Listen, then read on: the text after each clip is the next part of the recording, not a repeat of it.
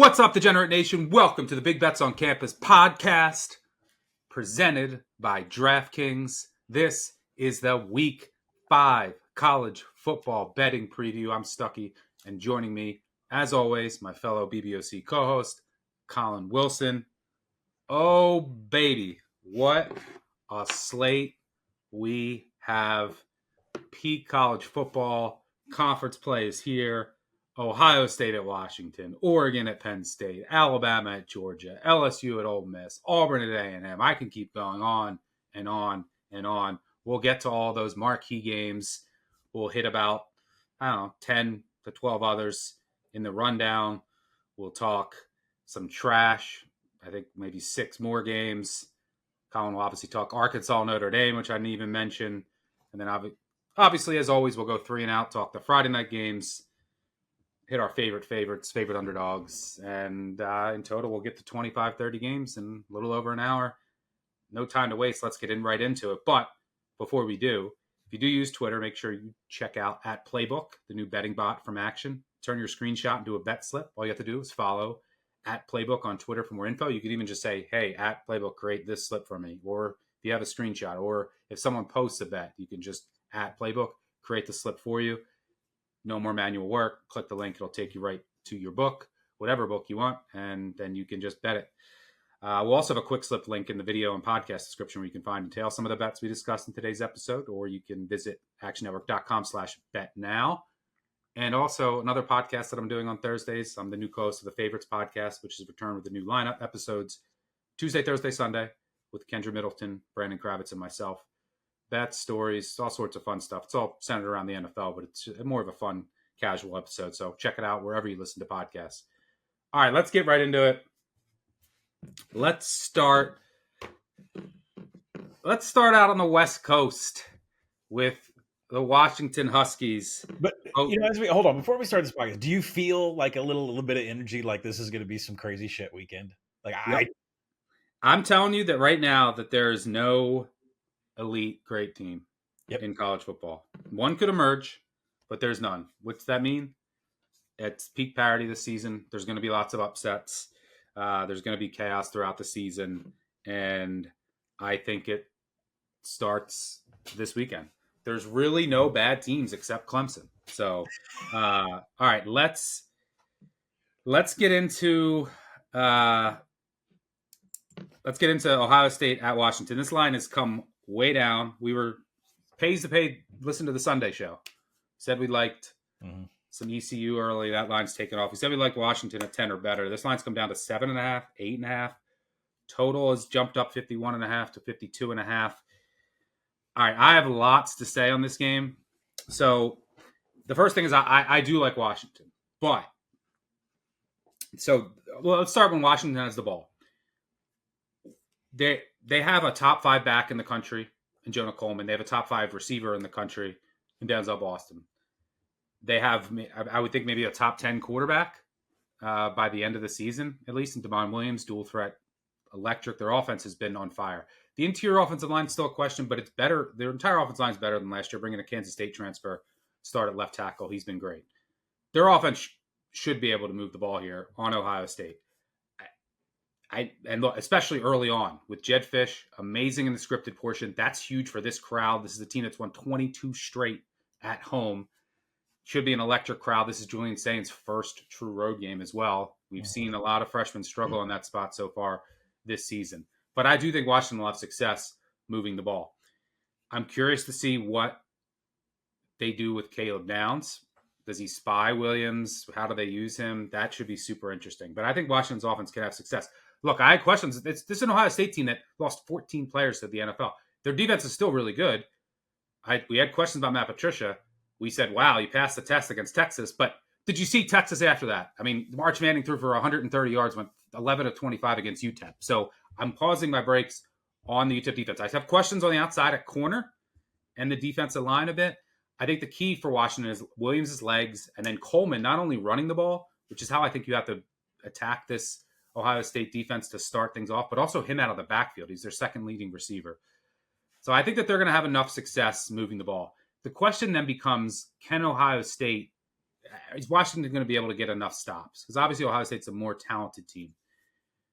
Sain's been great the last 2 weeks, but it was Grambling and Ohio, and he did throw 3 interceptions across those 2 games.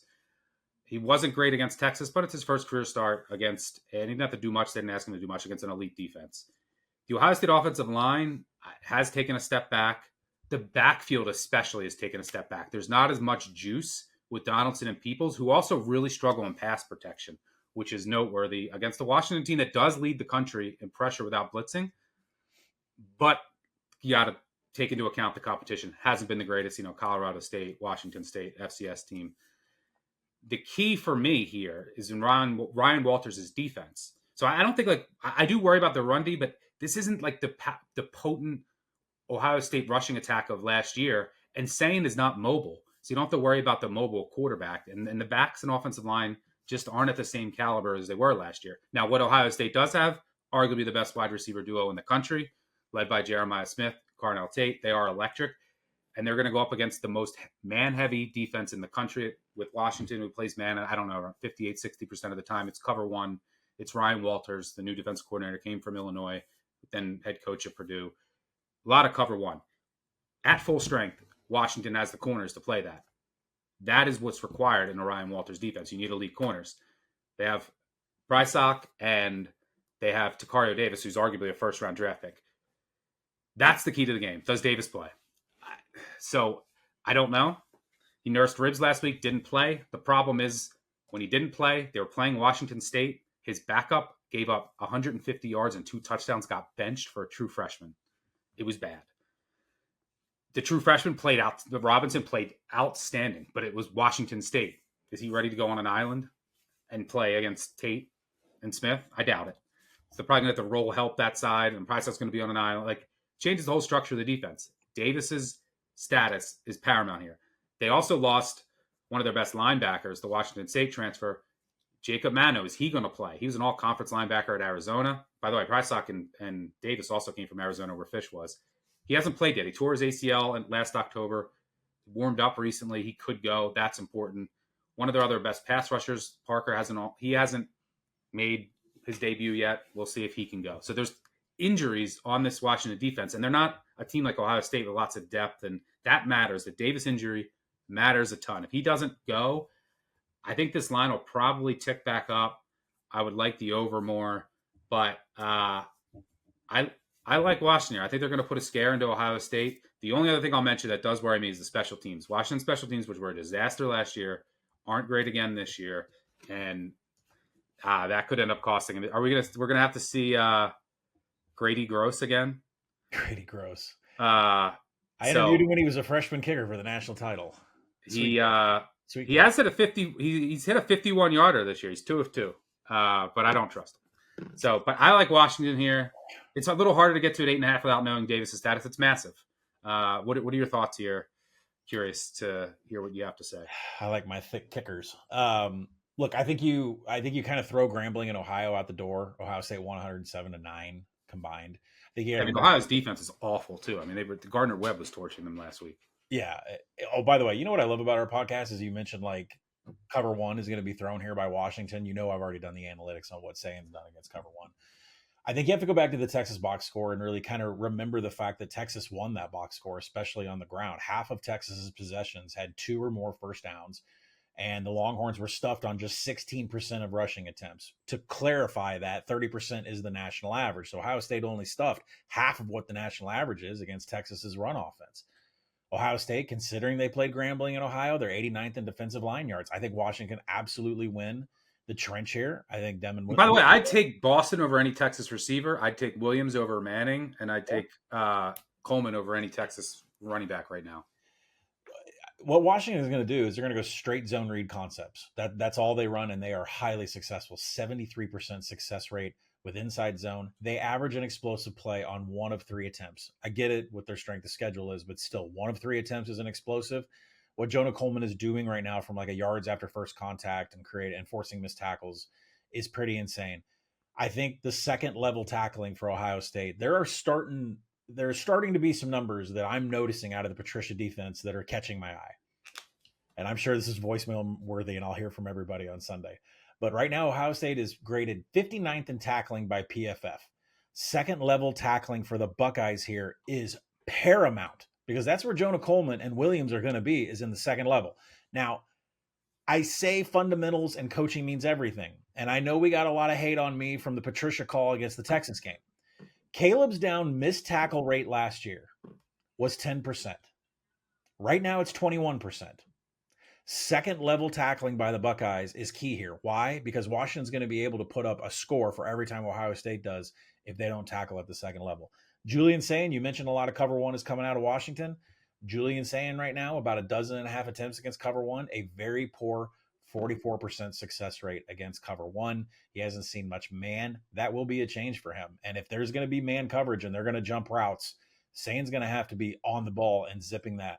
So there's no explosive out of this offense. Outside of Jeremiah Smith being 4.4 yards per route run, I mean, this team is 122nd in pass EPA, 93rd in rush EPA. Is way different than what we had last year with Junkins and Henderson. It's not the same offense whatsoever. And I think another thing that pointed out to me in the box scores that I would be worried about if I was a Buckeyes fan and putting money on them, Ohio produced 8 pressures and a sack on Julian Sayin last week. That's bad. So I'm not saying Ohio State O-line, their backs can't pass protect too. Keep that in mind. We already have Washington on the agree board from the Sunday show. We're going to fill up this board today, I think, with agree. I think also with some head-to-heads, and we'll get to some trash. By the way, if you can take 1 minute, leave a 5-star review. That'll really help us out this time of the year. I'll read 1 or 2 reviews right now, and if you want to reach out to me, I'll send you some gear. Let's see. All hail Stuckey. Oh, wait, no, never mind. I just want to read that is one of them. Here's a good one by Crazy Seabass. Fall is pumpkin patches, bonfires, tailgates, and BBOC. It's how I start every weekend. Keep it up. This is the first weekend it feels like fall. The air, these games. Oh, baby. But this is the one I really wanted to read. This is the reason why I'm doing this. Best college football pod out there. An hour every week of straight data to help you understand and bet the sport better. It's even better once you realize Collin is always wrong on Ohio State. That scares me. Yeah. But I'm on Huskies. Purple Rain, Jed Fish.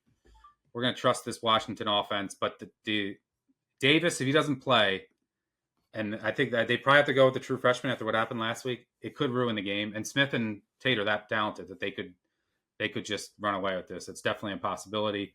But we're rolling with the Huskies. All right, let's stay in the Big Ten. And there's also a chance that Sayin has just an atrocious game. Like first true road stop, hostile environment that he just kind of folds under pressure early. Washington builds a lead. The script is huge. If Washington can score early, get a couple scores on the board, keeps the crowd engaged, keeps the pressure on Sayin, that offensive line. So in Jed Fish, I trust. He's treated me well in the past. All right, let's stay in the Big Ten. Oregon at Penn State. It's a big one. Whiteout. By the way, Penn State covered 9 in a row. 9 whiteouts in a row over the past 8 seasons.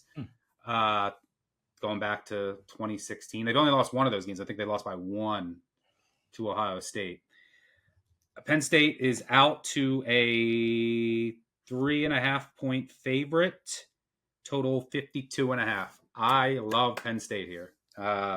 Said this on Sunday. Would obviously really like a 3. There was a 3 out there early in the week that I grabbed. You might be able to get it again. I think that it seems like the whole world is betting Oregon. But even at 3.5, that's the side I would bet. Look, I know Oregon has looked great. Dante Moore's looked great. They beat nobody. Like both these teams haven't played anybody, but Oregon had a reason to play and try, and like they had a brand new team. They needed to see what Moore had. They had all these new pieces, and so yeah, they look great. But they beat the brakes off Oklahoma State. Oklahoma State got blown out at home by Tulsa, and then had to fire their coach. Oregon State is atrocious, and then the other Northwestern is bad. Like didn't cover. I can't take much from those games. Penn State hasn't looked great, haven't covered yet. They've played 3 cupcakes. People that I'm close to, and this is just my own eyes, they haven't showed anything. They have been preparing for this game since spring. They basically have a 2-game season, this Ohio State. They haven't showed anything. They haven't showed any new wrinkles. I truly believe they upgraded at the wide receiver position. And this is where they have the big advantage. Like I'm trusting more of my priors. I'm basically saying, okay, yeah, Oregon looks great, but I've seen Dante Moore go 15 of 40 at Utah. I've seen him throw pick six under pressure time and time again. Is it all fixed? I don't know. He's the talent advantage that they've had in the first 3 games, and he's not under any pressure. He's not in any hostile environments. This is totally different against an elite defense. So I'm sticking more to my priors here and not really updating where these teams are. And before the season, I would have Penn State between a 7 and 10 point favorite. So 3 all day. When you also throw in the intangibles, Penn State off a bye. And like I said, they've basically been preparing this game for 5 months with arguably the best coordinator duo in the sport. That's worth something. Meanwhile, while Penn State was playing an FCS team, Oregon was traveling across the country to play Northwestern in the conference game, went back to the West Coast to play a rivalry game in the Civil War, and now they're flying back out east. So those intangibles, the whiteout, that all favors Penn State.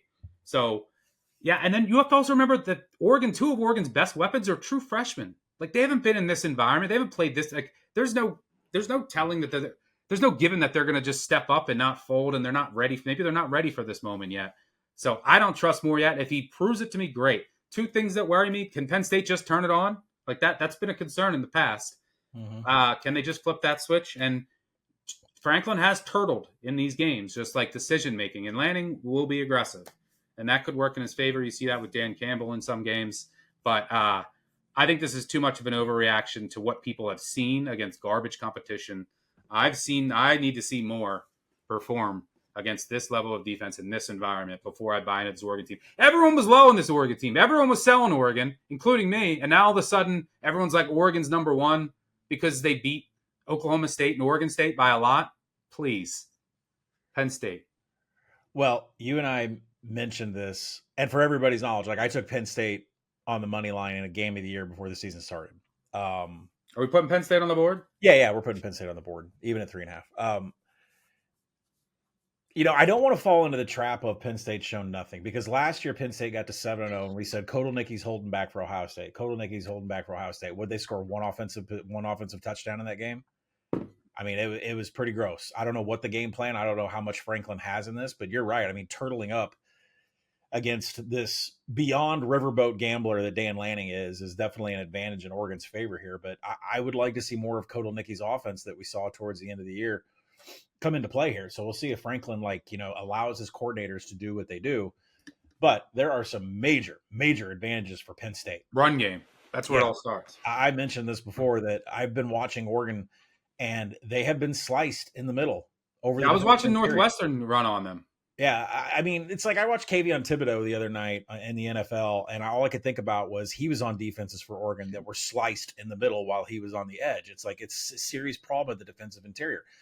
So Penn State, you have to look at what Nick Singleton and Katron Allen have done so far. Allen is the one that's been just absolutely gobbling up everything. 5.5 yards after first contact, 14 missed tackles on only 34 attempts. This is insane numbers. And Drew Aller kind of had an off day against Villanova, 2 turnover-worthy plays, but I don't think they need him to beat Oregon here whatsoever. I'm wondering if his focus was on Oregon, but listen, I think Drew Aller still has problems with, throwing out of the pocket, taking sacks, but that's not going to be tackles. The tackles for Penn State are a worry. Like, is there going to be too much pressure? But I do think Penn State's going to be able to run the ball, and that'll set up everything else. Well, everybody's real focused on like Kyron Hudson and Trevor Pena. They just haven't been as explosive as people thought. I just don't think that's what's going on here. The biggest handicap is the fact that Penn State with Kotelnicki runs a ton of outside zone with Allen and Singleton. If you look at Oregon, 42% success rate against outside zone, a schedule of Oregon State, Northwestern, Oklahoma State, and Montana State. That is what they have done. I think this is an extremely bad matchup from a run perspective. On the other side of the ball, Jim Knowles, who, what is this, his 3rd time to see Oregon, I think, in the he's seen Oregon a lot in the last 12 months. I think what you have to do, I think you and I talked about this offline. How do I know, with all of these highlights of DeCorian Moore and Dante Moore and all of these great players on Oregon, how do I know that Penn State's going to be able to stack up? Can they tackle in space? It's just one of the biggest handicaps. Like, if you take on one of these elite, elusive targets with all these weapons with Oregon, can you tackle in space?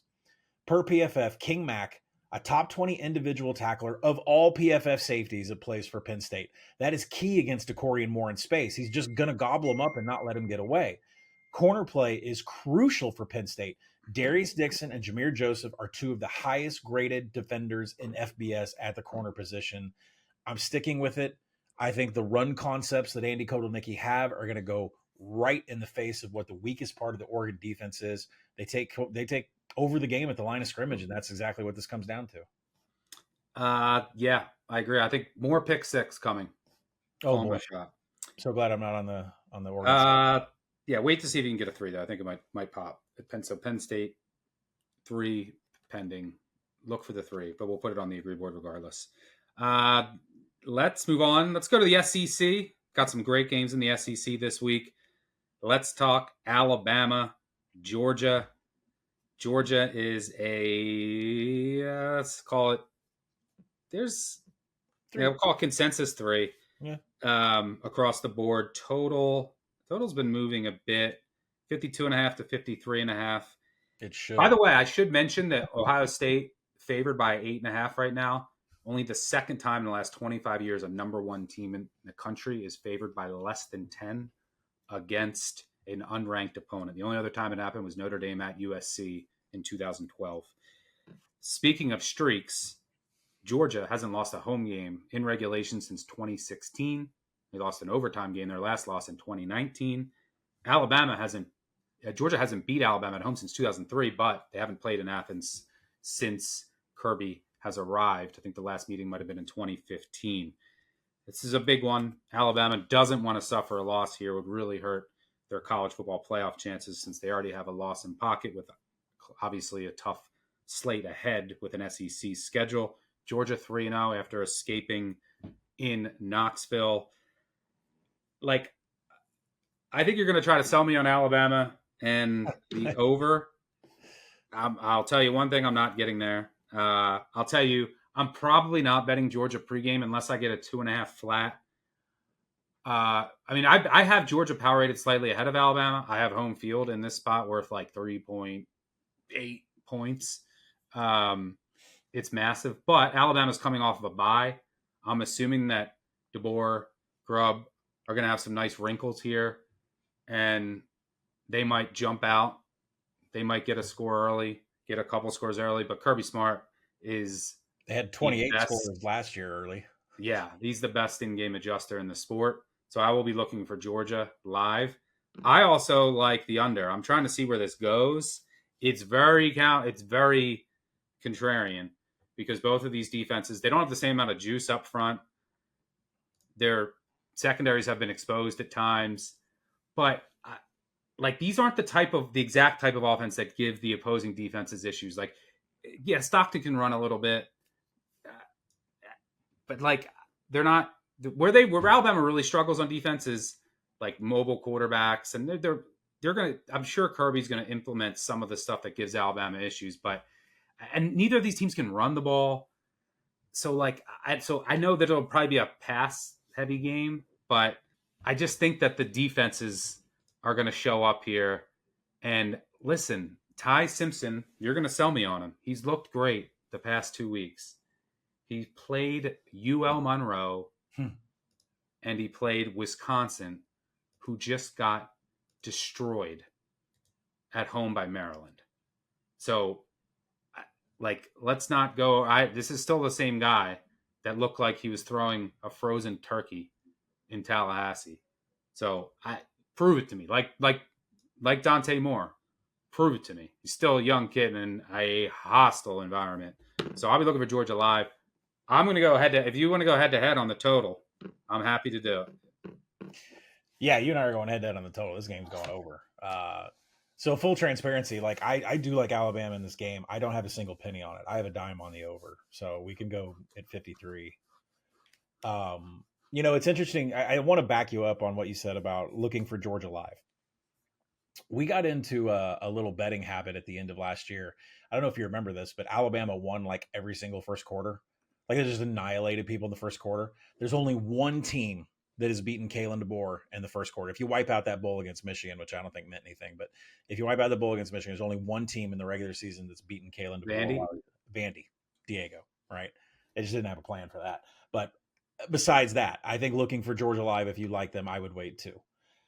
As far as this game goes, I think Alabama is bolstered by the fact Jam Miller. I think it changes that offense a little bit. Yeah, that's key. Can he run it? I mean, because you're talking 33, 34% success rate running against Florida State and against Wisconsin.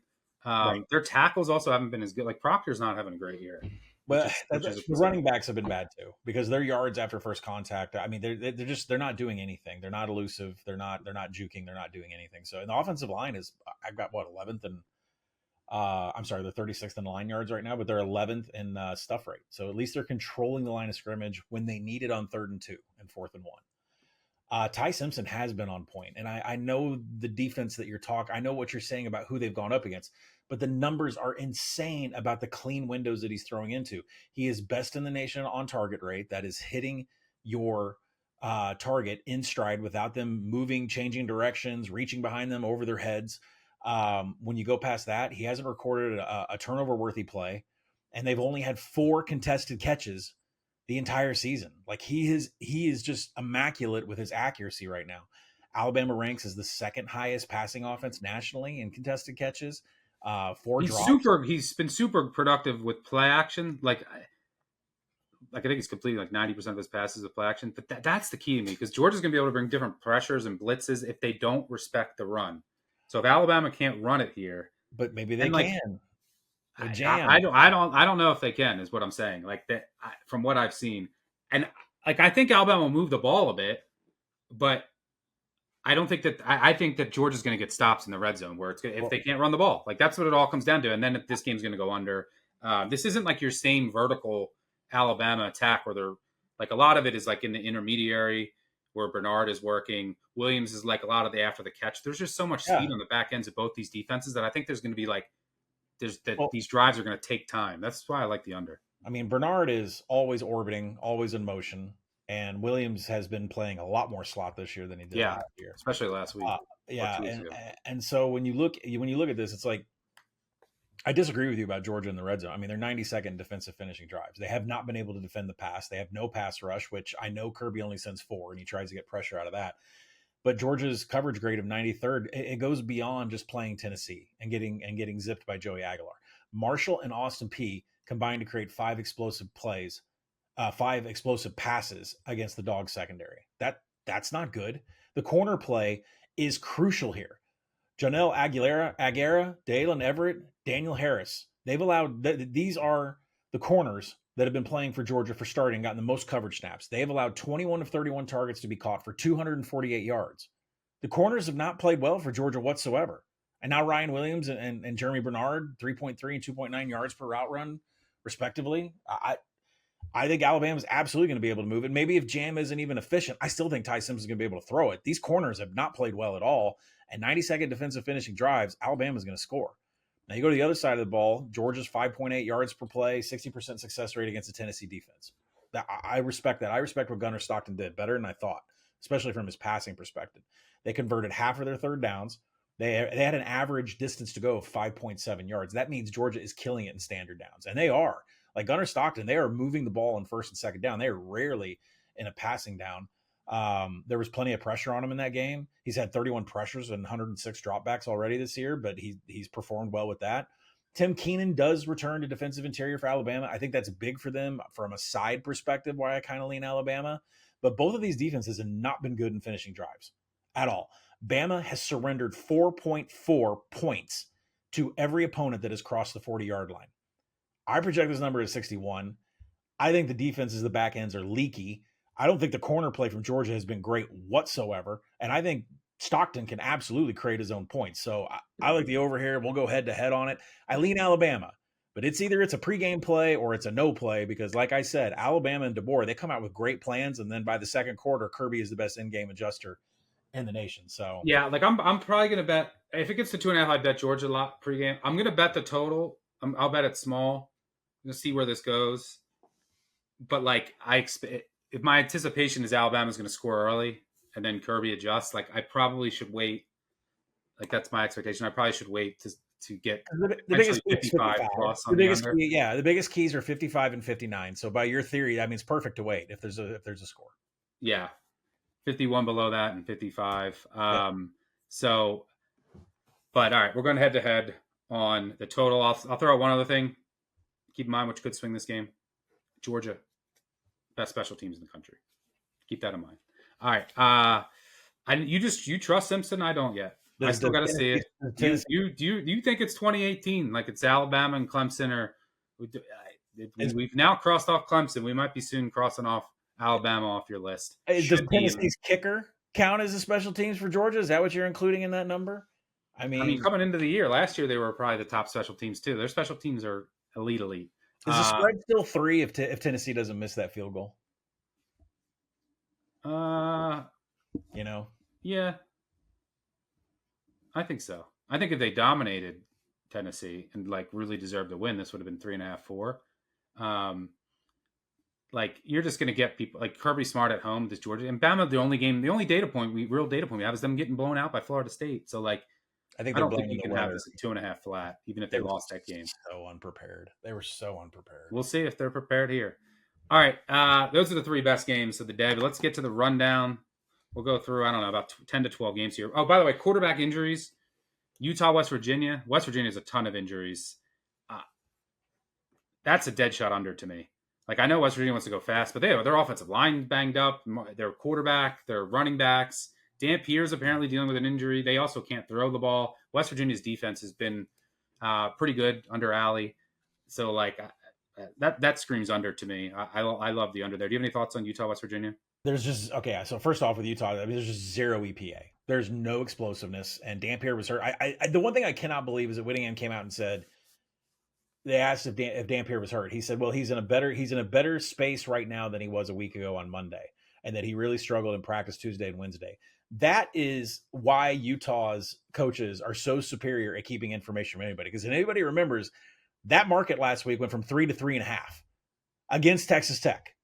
I mean, that is how well Whittingham keeps injuries away from anyone. Here we go again with Utah QB injuries. So, yeah, I mean, look, this inside zone of Rich Rod, I don't know who's running the ball. They're 134th in creating quality drives. I think that supports the under. I think I might join in here with you, but they are next to dead last in creating a quality drive. Most teams right now, let me just put it this way. Most teams are in the 20s and 30s and getting an offensive possession past the opponent 40-yard line and getting a scoring position. West Virginia has 19 this year. All their backs are hurt. Their quarterbacks are hurt. We saw how disastrous it was when they pulled Markiel against Pitt, and then their offensive line is injuries, and their defense is fairly healthy and has been pretty well schooled and schemed. And if you're Utah, you don't want Dan Pierce's best asset is his legs. If he's dealing with an injury, you don't want to run him to death here in this game. They can't pass either. Put the under on the board? Yeah, put the under on the board. All right. Other quarterback injuries, by the way, before we get to the rest of the rundown, Buffalo, their starter, Roberson is out. App State, Boise. I kind of like App State. I'm trying to get word on. Great spot. Yeah, great spot. Boise has Notre Dame on deck. Maddox Madsen a little banged up. Boise's defense is horrendous. App State's defense is bad too. Who's getting stops in there? But App State's also 130th in penalties. Like it's a tough wager because of that. Yeah, but App State coming off by we'll see if AJ Swan can go, their quarterback. Apparently he practiced after getting an MRI. So there's some quarterback uncertainty, but I'll probably have something small on App State, even with that line coming down. Once I get some more quarterback news, it is a good spot though. Syracuse, Steve Angeli out for the year. Duke has taken money as a result. Miami of Ohio, I mean, they're playing Lindenwood, but Daquan Finn obviously got banged up last week. Liberty, who's playing quarterback for Liberty this week? Has that been confirmed? Liberty, Vasquez made great progress in recovery and could play Saturday at ODU because their backup got medically. He was like forced to medically retire. Berger, speaking of App State, the App State transfer, because he went down with a shoulder and neck injury late in the first half against JMU and didn't return. And so like Michael Merdinger and Ethan Hawke got playing time in that game. It was bad. So that's something to keep in mind. Liberty is bad. So is Caden Salter, by the way. Go ahead. I'm on Colorado this week. Oh boy. Well, apparently we'll get there. Dion had some interesting comments. I want Colorado. Salter looked great last week. Threw for 300, 3 touchdowns, 80 yards. I know they have a ton of injuries. Like they're going to need to find a corner. They're going to need one of their young kids to step up at corner. They're going to need one of their young kids to step at corner. They have 2 cornerback injuries. The 2 guys who are playing outside corner. Their defensive line has injuries. They have one of their defensive tackles is suspended for the first half for targeting. So they're in rougher shape. BYU's relatively healthy, and they're going to get Kirkland, I think, back, the Oklahoma State transfer, to bolster the defensive line. He's a good player, transferred in the offseason.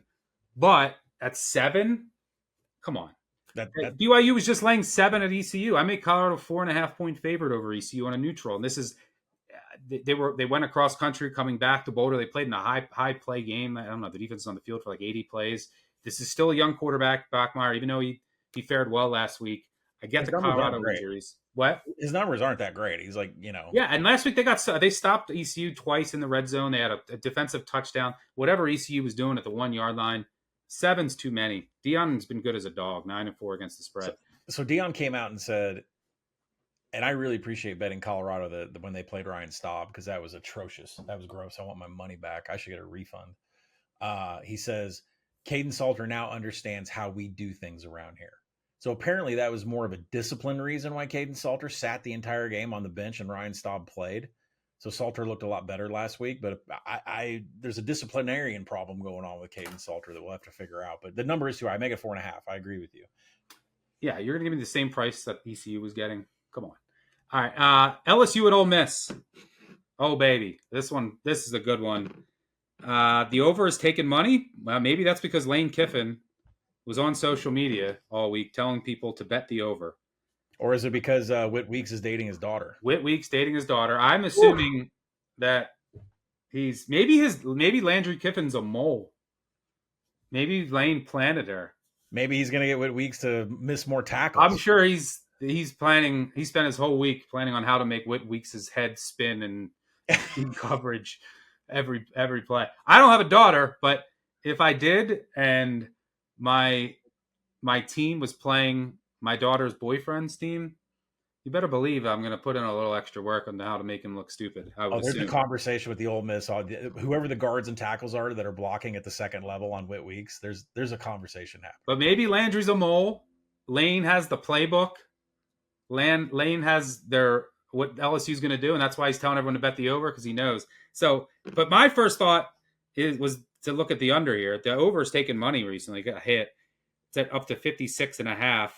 Ole Miss a 1.5-point favorite. My thinking is, like, I trust the LSU defense. The offense still a work in progress. The Ole Miss offense has looked electric under Chambliss, but he hasn't really faced any real defense yet. So, like, and the other thing is, like, I don't trust the Ole Miss defense. I don't trust the Ole Miss offensive line. So there's a lot of things here. Now, I wanted to play LSU. My numbers say to play LSU, but this is a big but. Yeah. Clemson keeps losing. Florida keeps losing, which makes the LSU resume look a lot shakier. So I can't get to the window. I need this as another data point for LSU. So I'm passing. I lean under. But now Lane's in my head. Like, if this is at 51 late, he's and like the game's out of reach, and he's like, oh shit, I told everyone I'd to bet the over. Like, he's going to try to score. Like, I'm probably staying away here. We'll be rooting for LSU. We'll look for something live. But the LSU resume has looked worse. Ole Miss, their offensive line looks bad. Yet their offense looked electric, but they played like nobody. Like, Arkansas's defense is so bad.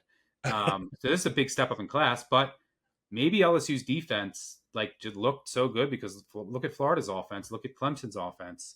So I have more questions than answers. Nothing for me there. Anything for you? Yeah, I had a game of the year on LSU money line in this game, and now I don't want to fall so far in love. It's probably right around where this is. Yeah, and that's where this is. I don't want to fall too far in love with Trinidad Chambliss, because I remember the play that I made was because of the scheduling spot with Ole Miss, also because I didn't like Austin Simmons. Well, he's not the quarterback anymore. I like Chambliss more than Simmons, I'll tell you that. Chambliss is amazing. I mean, the 2 explosive runs against Tulane, nearly 100 yards off design, gap blocking. When you look, I think you have to look at what LSU did against mobile quarterbacks, right? Lagway was a non-factor on the ground, and Klubnik had 8 carries for a yard. I know there's sack yardage in there, but Klubnik was just a non-factor either. Lane Kiffin's going to be orbiting around slot receivers, tight ends as blockers on a draw play. I think he's going to have Chambliss running on designed runs for the first half, and then when the second half comes around, it's going to be little dink and dunks to the tight ends over the middle. And I think that's going to be the primary way that Ole Miss scores in the red zone. So I would really look at Daquan Wright. I put that in the app today. A Daquan Wright anytime TD, I think, is going about plus 250. He's already got 2 TDs on the season. He is the primary red zone source because Chambliss is running all of these designed rushes with running backs and tight ends in motion that are blocking for him on left. They're going left, they're going right, they're going misdirection. It's really tough to defend. LSU right now is 97th in tackling. That makes me a little bit nervous for that preseason position that I have. Chambliss is playing clean ball, 0 turnover worthy plays and 62 passing attempts, no mistakes. LSU's got a real problem running the ball. I mean, they average the same amount per carry as Sela did at Southeast Louisiana. They're below. If LSU can't run the ball this week, I'm off. I mean, I'm already in on them, but like then their ceiling won't get there because this Ole Miss defense is significantly worse than last year. Their defensive line, their offensive line is bad too. Like, and Baker's going to bring pressure, and Chambliss hasn't seen any pressure, so that's the other thing here. But lots of fun storylines. The game should be fun. We'll learn a lot more about both teams. Yeah, I think the other thing is, can Nuss execute with no pass rush coming from Ole Miss? Because Ole Miss cannot produce a pass rush. They're one of the worst in the nation. Yeah. Ole Miss runs a lot of zone and quarters. They have a strong 57% success rate running that. They're 31st in coverage grading. So this is not an easy thing for Nuss, who's pretty average against quarters and cover 3. So I think Chambliss' legs is the difference. I think he's going to pop Daquan Wright in the second half for a touchdown. I'm going to try to buy out LSU Game of the Year live. I'll try to get Ole Miss at a plus number, but I'm not. I mean, if you see that play in the app for me, that is not a comfortable position I have on LSU. I lean LSU, but I have some questions about the resume, and still but I don't love this Ole Miss team, and I would lean under, but who wants to bet a lane under after he's telling everyone all week to bet the over? I have better things to do with my money. Auburn at Texas A&M. This is a tough spot for Auburn. A&M off of a bye. Auburn, who's already played at Baylor. Who made this Auburn schedule? At Baylor, at Oklahoma last week in a game they got robbed. More importantly, why did Auburn decide to save all of their NIL money for this year when they saw this schedule? I don't know. Brutal. Now they go down to one of the toughest places to play in college football. I was impressed with Auburn last week. Their future pro center is questionable. I think Connor Lew, I think he'll be good to go. But that's certainly worth noting. Mm-hmm. The Texas A&M defense still has question marks. The offense looks electric. But I was impressed with Auburn last week. I'll give you my most boring take. This line is Texas A&M minus 6.5, total 52.5. I make this Texas A&M minus 6.9. Nice. Total 52.5. Absolutely nothing here for me. Have Texas A&M futures, college football playoff futures. Got to get this game. We'll be rooting for them. Might have something live. I got nothing here. Yeah, I took Auburn on open at 7.5. I'd still take them again at 6.5. I make the game 3. Wow. I think Auburn's going to show up here. I don't think they can win the game, but I think they're going to show up. It's a tough spot, though. A&M off a bye. Them off that physical game, like heart deflating loss. Like this Texas A&M defense is not that good. I'm curious to see what Elko does with the bye. Like if he fixed some of that's certainly something to watch. But the Auburn offense should, regardless, will look more functional because the Oklahoma defense and their defensive front is on a different level compared to Texas A&M. Well, Auburn's been running 62% of the time with Jeremiah Cobb and Jackson Arnold, and they're using inside zone as the primary concept. And Texas A&M, they're a top 25 team in defensive rushing success rate, and they're about 58% against in success rate against inside zone. So it's going to have to come off Jackson Arnold's arm. And Auburn's run D has looked good, but I still have questions there because if you think about it, like even if you adjust, like they've played Baylor who can't run it, and they played Oklahoma who cannot run the ball, right? So like, and Texas A&M can. Texas A&M is one of the best offensive lines, one of the best backfields, a mobile quarterback. So I don't know. I mean, I could see a case for the over because like this is going to be a lot smoother for Auburn's offense after last week. Like it's going to feel like a sigh of relief. And last week, you have to remember that they were going up against a coach who knew Jackson Arnold like the back of his hand and like just knew everything. So things should be more open. And this A&M offense looks explosive. I make it right on, but I could see the case for the over. Well, Texas A&M secondary is not stopping Eric Singleton and Cam Coleman at all. Yeah. So they have as many advantages as Texas A&M has with Casey Concepcion and Craver. It should be a fun game back and forth in that one. All right. USC at Illinois.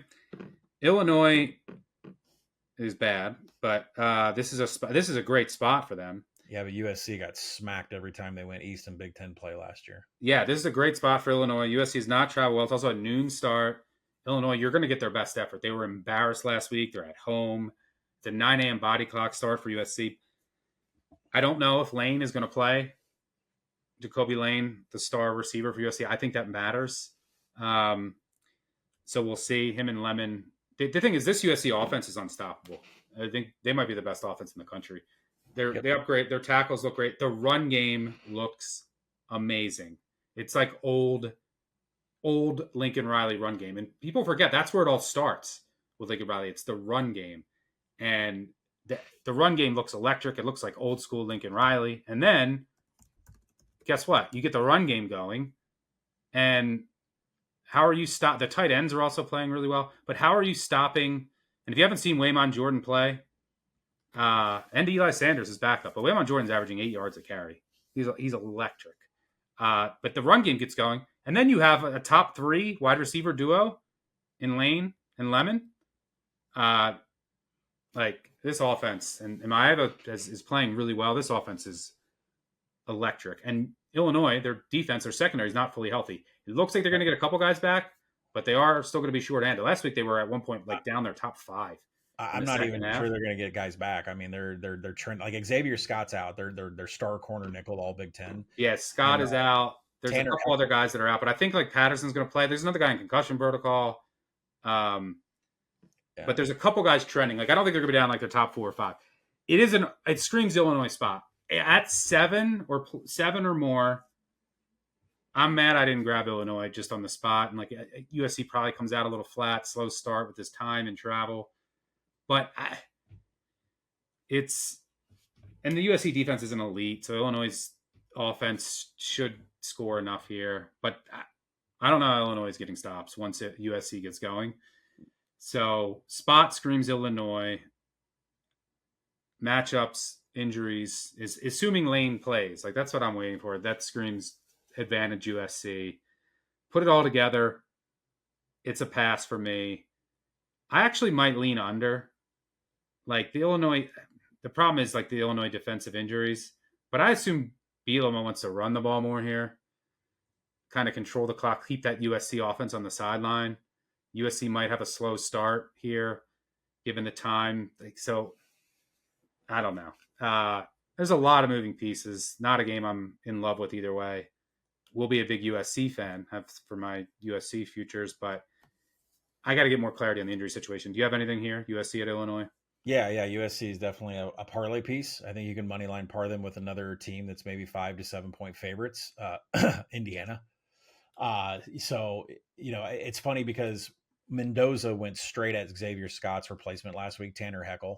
Signetti targeted him 5 times, 4 balls got caught for 64 yards. And Altmaier had 15 pressures against Duke. And then we said this last week on the podcast is having 15 pressures against Altmaier. Is that going to be a problem against Signetti's defense? And then they produced 16 pressures. And I think USC is going to be able to get a little pressure here on Luke Altmaier. And I just don't know if he's going to be able to keep up this streak where, he had 2 turnover-worthy plays, but he has yet to throw an INT this season. So when does he make his first really big mistake? I don't know. And the injury list is huge. Like corner Caleb Patterson was on crutches last week. Corner Torrey Cox was supposed to practice yesterday. Wide receiver Justin Bowick was cleared for Indiana, but he didn't play. Running back Aiden Lowry cleared for Indiana, was in the warmups, didn't play. Like even the wide receiver Beatty left the game after the first offensive possession. I don't see how anybody could. That's why you've seen this number like fly all the way up to 7. I think it's a parlay piece all the way. Speaking of Indiana, they're at Iowa. Ferentz has been good historically as a 7+ point dog. Indiana is a 7.5 point favorite. Total 48.5. Spot screams Iowa. Like this look ahead was like 2.5. Now you're at 7.5. Indiana obviously gets upgraded after what they did. But how's Iowa keeping up? Like that's my fear. I don't know how they keep up. The formula's there. Like you got to be a typical Iowa game. Dominate special teams. They, by my numbers so far this year, they have the number 1 special team. Shocker. Yeah. And then don't break. Like it's got to be like the Kennesaw game, or not the Old Dominion game against Indiana. You just get stops in the red zone, and that's kind of like what the Iowa defensive structure is with their 4-2-5 under Phil Parker. It's a lot of like, we're not going to give up any explosive plays, shorten the game, run the ball, dominate special teams. That's the formula. But I was talking to one of the biggest bettors in the country, one of my good friends, who brought up an interesting point. He said, why don't it might be prudent to have two sets of power ratings for Indiana. One where they're basically like a top 5 to 6 team for their games against normal opponents. Because over the past year and a half, that's how they've played. Like they blow out teams like they're a top 5 team. They blow out they put up 60, 50. But then like you have to downgrade them when they play teams that are loaded with 5 stars. You know, your other top 4 to 5, your real top 5 teams, because like their execution is so good, Cignetti is so good, and this team is really good. But from a pure like talent, blue chip 5-star, 4-star, they're not at that same level. So that execution doesn't get them the same results. So maybe it's like, you know, a field goal difference in their rating. I don't know. Something, it was just a thought experiment. Was interesting because that's how Indiana's played. Like, think about all their results, and then they step up in class and it doesn't look the same. But their results are like they're basically like a top 5 team every week when they play all these normal teams, how they blow everyone out. So spot screams Iowa at over 7. Do you got anything there? Well, Indiana plays Oregon on October 11th, so I guess we'll find out that theory of 2 power rating systems. Yeah, I love Indiana in this game, and I think it could get a little out of control again. Let me talk about the Iowa offense. 0 methodicals against Rutgers in 10 possessions. That means they did not create a 10-play drive. You're going to have that because you're not getting explosives against Indiana. Iowa's not explosives forever. 2 methodical drives and 10 possessions against Iowa State. I just don't see it happening against this Indiana defense. When you go to the other side of the ball, what does Indiana run on the ground all the time with Roman Hemby and Kalen Black? They run inside zone. If you look at Iowa's defense right now and the schedule they've played, they're 39% success rate against inside zone. They cannot defend it, and that's what Indiana runs. The advantages they had over Illinois, they got the advantages here over Iowa. I mean, there's a reason this number, I think, is ticked up to 8, 8.5. There's a chance it get ugly. I threw Indiana in a moneyline parlay with another favorite, but this could be gross. I can't get to this number unless I like really adjust Indiana and say like it's different, like I was just talking about. I don't know if Iowa can keep up though. But like this, is this a classic Iowa game? That's basically what this comes down to. Like, are they just forcing field goals and then like scoring on special teams, pinning Indiana at the 1 like 5 times, getting muff punts, making all their field goals? Indiana's missing field goals. Like, is this an Iowa voodoo game? That's basically what this comes down to, because they can't keep up in a normal setting with their offense. By the way, something's going on with Cignetti and Burt, like big time. Like he was so complimentary of Ferentz and Iowa this week, like over complimentary. And that's after he's like held himself back twice. And plus there's another reporter out there that I text with, and he's like, Cignetti had things to say off the record and was still trying to hold himself back about Bielema. So circle it for next year, because there's something going on. Tennessee at Miss State. Tennessee 7.5 point favorite. 8 at some spots. Total 62.5. You want to talk about fast and play number of plays? You want to watch this game? 4:15 Eastern, SEC Network. My numbers. What do I make this? This is a really good under the radar game that won't get enough attention since it's at 4 o'clock on SEC Network. I make it 7. So I don't know. Over a touchdown, it's Miss State or nothing.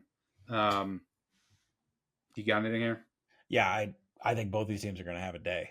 I mean, Mississippi State's defense, their pass rush is outside the top 100, so Joey Aguilar should absolutely have no problems.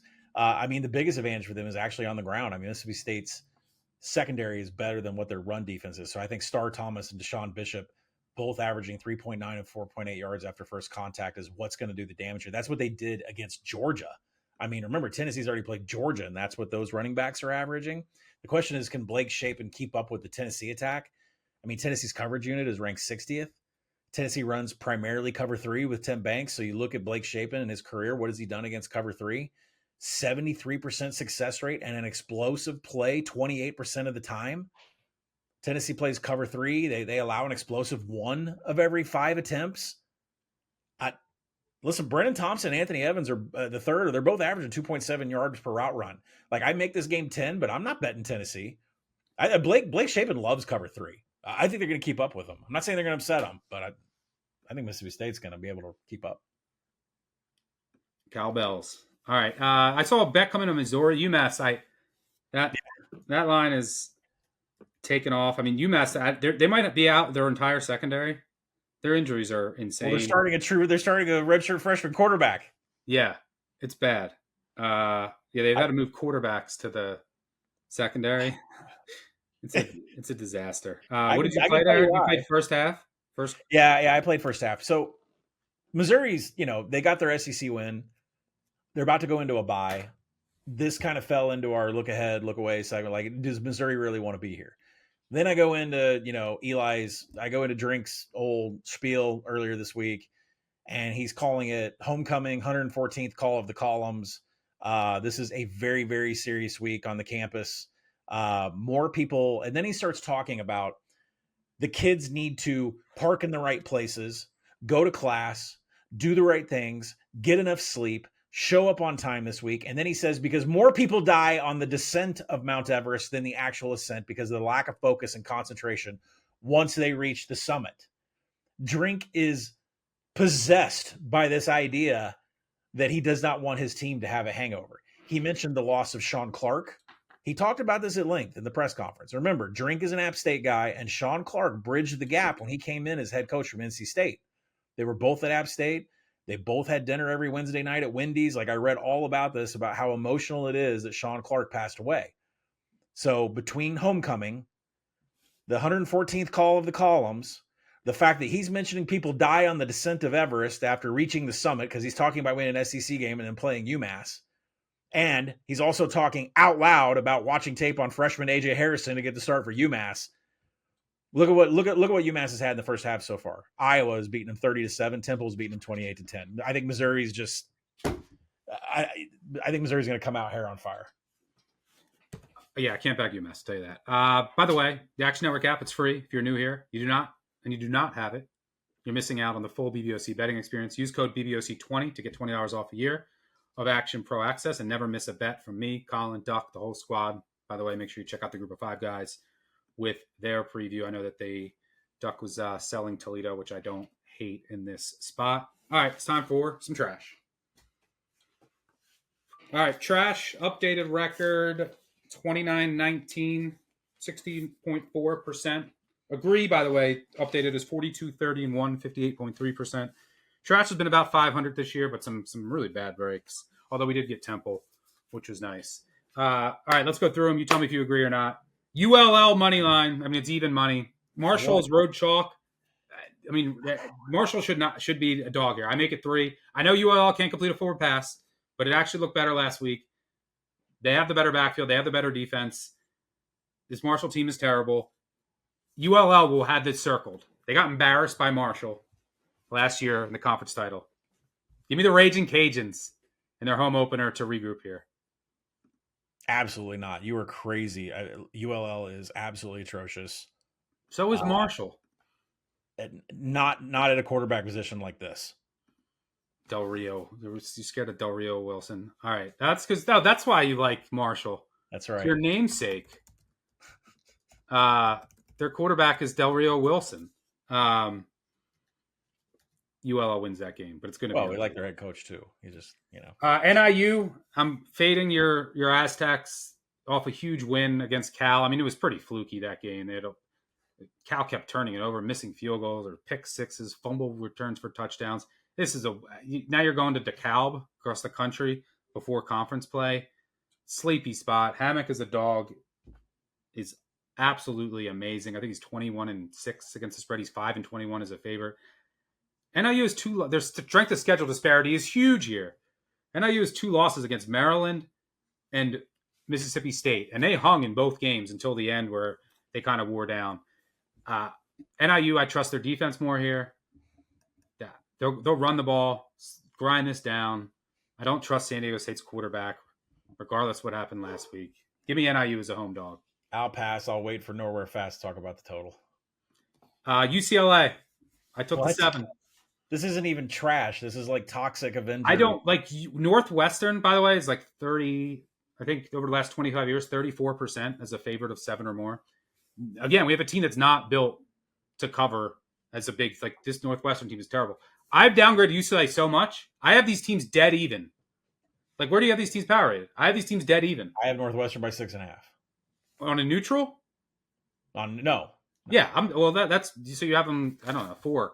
I make this spread like around a field goal, 3.5. I think. I don't have them dead even. I have Northwestern.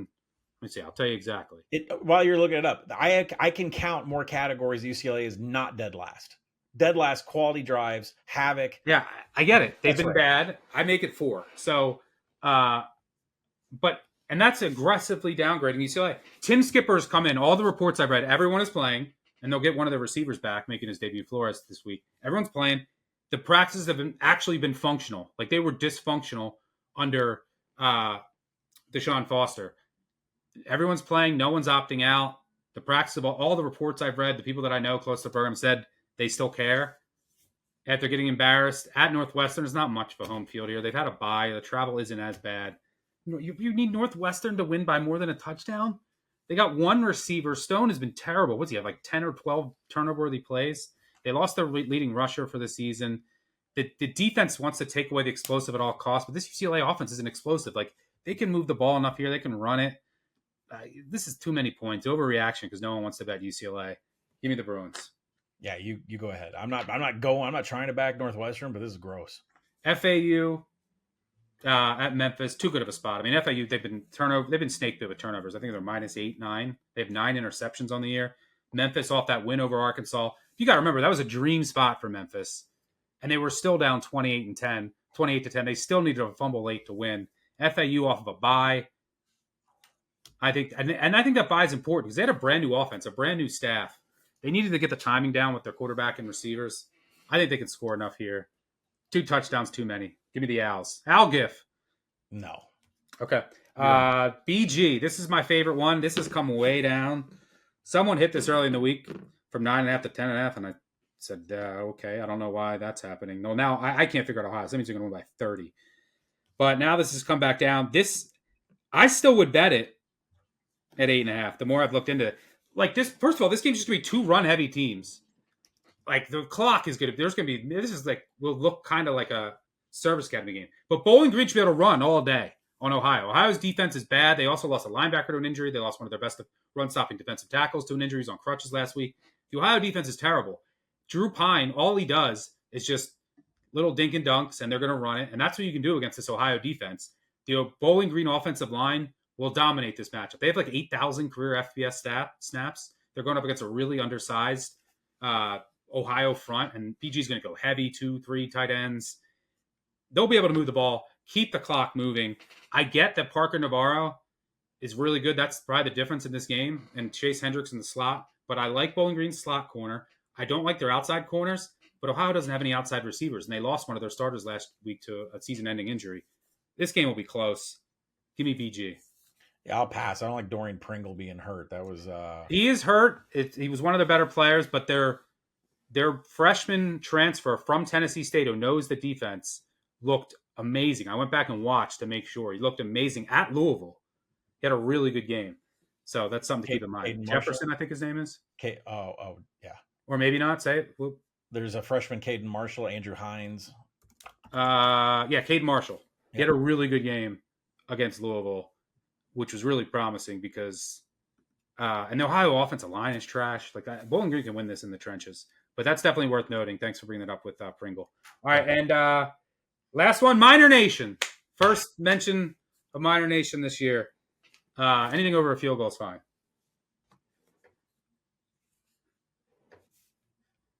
Are we really fading Louisiana Tech? Yeah, they've been fraudulent.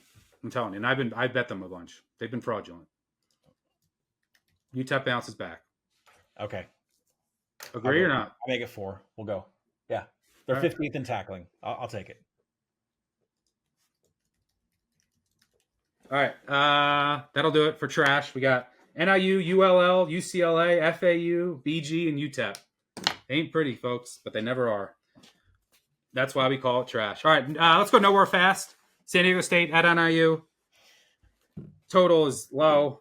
Like NIU, they just want to bleed clock and run the ball. They're one of the most run heavy teams in the country. You got anything there? Yeah, I mean, we're 2-1 and nowhere fast. Stony Brook couldn't help us get to the over. So, besides that, we've been doing pretty well here. Project this game at 40 on the dot. Both teams 28.3 and 29 seconds per play. And San Diego State with this Denigal kid, it's all about pass EPA. There's just no success rate in these games whatsoever. Both of them extremely slow. No EPA coming off of the side of NIU. So under here. This is too slow. It should be 40, not as high. Yeah, this isn't a flash fast. No. Kent State offense. No. By the way, the other trash I mentioned, Utah State. Vandy has Bama next week, then LSU, then Auburn, it's insane. Missouri. They've been bludgeoning teams early, and they have an advantage, but I would imagine, so I don't know if I'll bet Utah State pregame.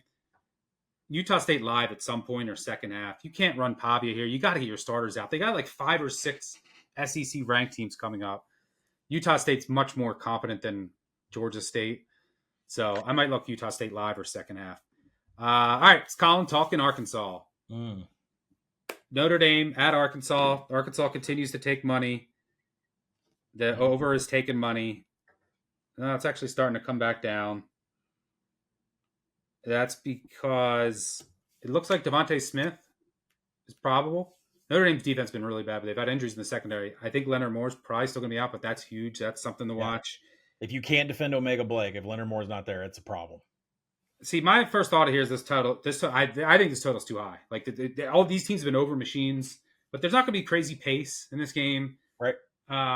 And like the Notre Dame defense has to regress some, and maybe they get. I think they're going to get Smith back, maybe more. Like so, it should be better. It's hard to see the Arkansas defense getting many stops, but like this is getting high at 64. At 65, I'm definitely in on the under. I know it's scary, but what are you seeing here with Arkansas?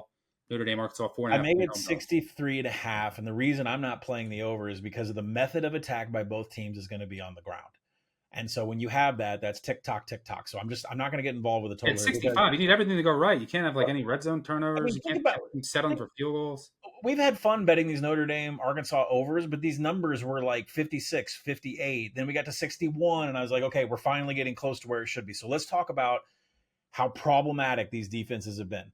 Arkansas is 122nd defensive rushing success rate. They were lazy. They had no effort. There was no motivation. And Memphis just sliced through that defensive line, which is horrible.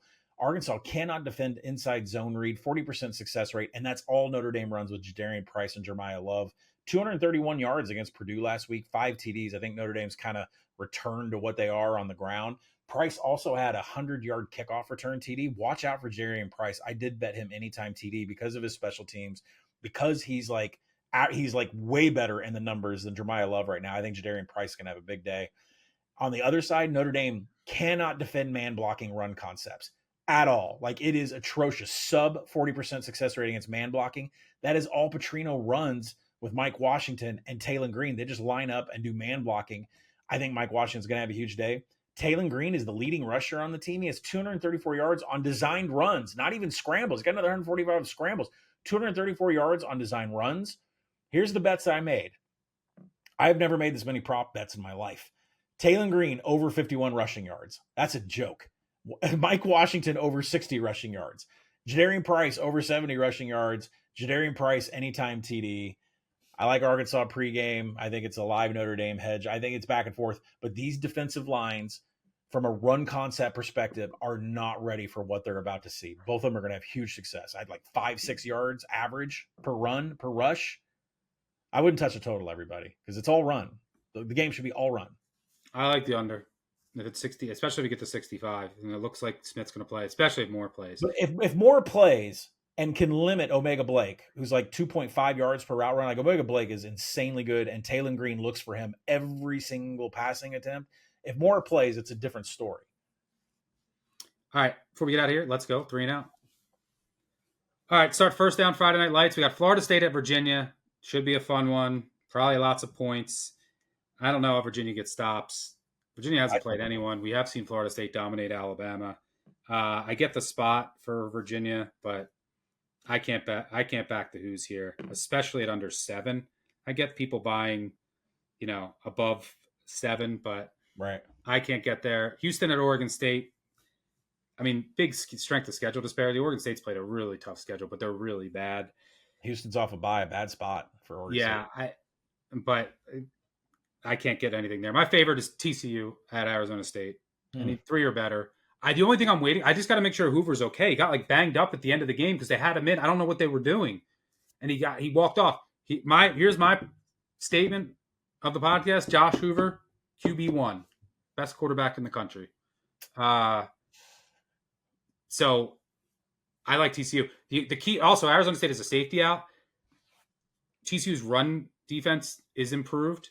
Jalen Moss won't play for Arizona State. That's huge. Arizona State is so much easier to game plan against, and their pass offense is so much less efficient because almost half the targets go to Jordan Tyson. I get he's great, but there's no one else. And there's no Scadaboo, who was so great on the third downs. That's why their third down offense isn't as good. He was like he was amazing out of the backfield. He's doing it now in the NFL. But Jalen Moss is supposed to be that other guy. They don't have anybody else. I don't even know what Tyson's target share is off the top of my head, but it's like 45, 50%. It's insane. That's so much easier to game plan for. So, yeah, TCU. Josh Hoover. I don't know why more people don't talk about him. I think he's the best quarterback in the country.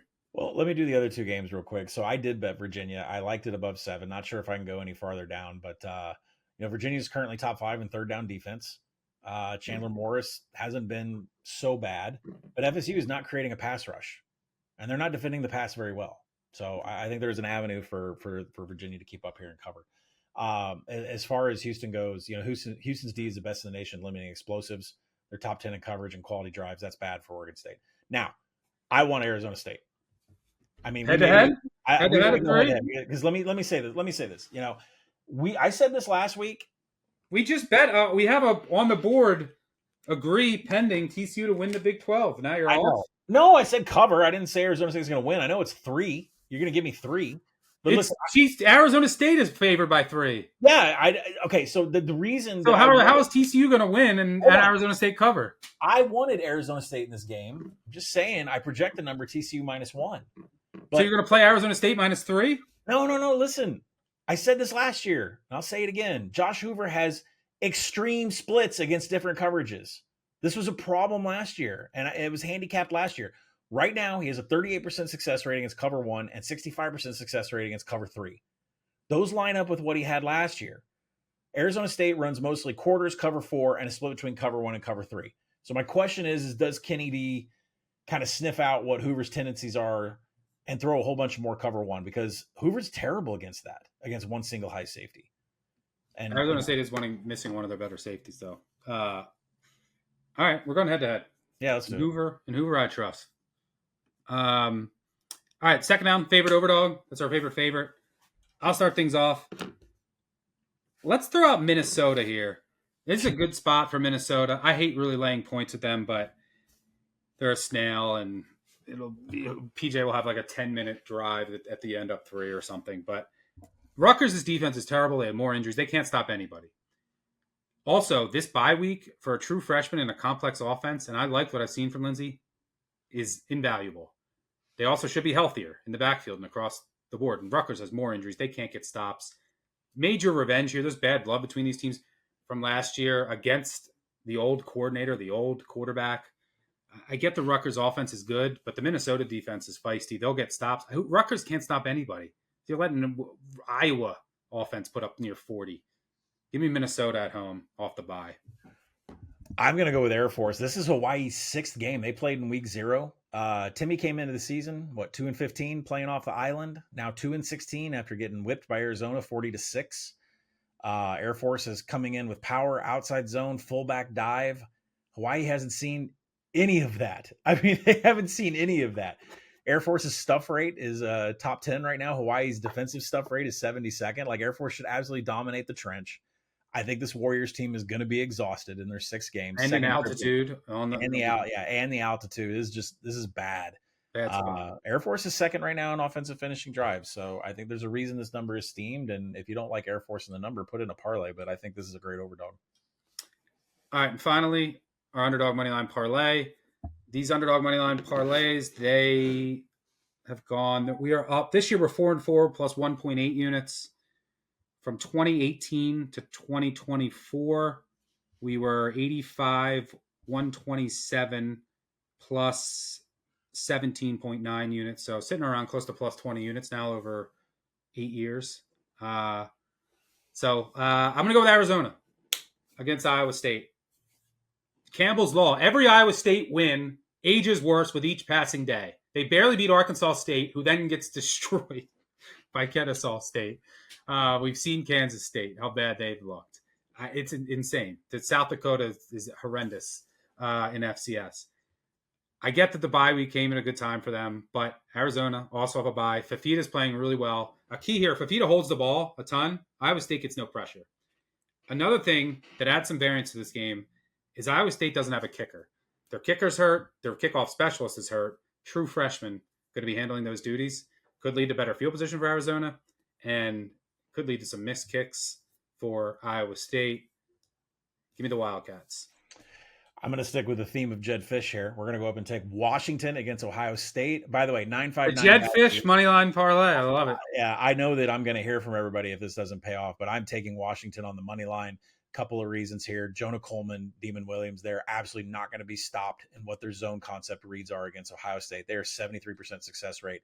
Ohio State's defensive line is going to have struggles with that because they struggled with Texas on the ground completely. And I said it earlier in the podcast, and I'll say it now. Fundamentals are a huge part of this Ohio State defense. And I know Matt Patricia showed up for Texas and they got the win, but Caleb Downs' missed tackle rate was 10% last year. It's 21% right now. Fundamentals mean everything, especially when people like Williams and Jonah Coleman are getting to the second level and you're not tackling. I will take Washington on the money line. Matt Patricia is a fish. Give me Jed Fish. 959 bad beat. I'm blaming Collin. It doesn't hit. But I like Washington as well. That'll do it for us. Thanks to Collin for joining me. Thanks to our producer, David, on the back end. Most importantly, thanks to all of you for tuning in. Make sure you subscribe, unsubscribe, tell a friend, tell an enemy. Recap show Sunday with the voicemails, 959 bad beat. Live show, 10:30 a.m. Eastern, Saturday. Group of 5 guys, make sure you check out their episode. Action Network podcast from me and Chris Raybon for the NFL. The Favorites podcast, make sure you check that out as well. And once again, if you want to detail some of the bets we discussed today, look for the quick slip link in the video and podcast description or visit actionnetwork.com/bet now. What a day. What a weekend. By the way, a recap quick. Well, I agree. Washington, Penn State, West Virginia under, UTEP. Head-to-head. I got Georgia, Bama under. You have the over. I have TCU. You have Arizona State. I can't wait for this slate. Hope you guys cash some winners with us. Thanks as always for tuning in. You guys are the best. Thanks again to Collin. Catch y'all later. Cheers. Peace out.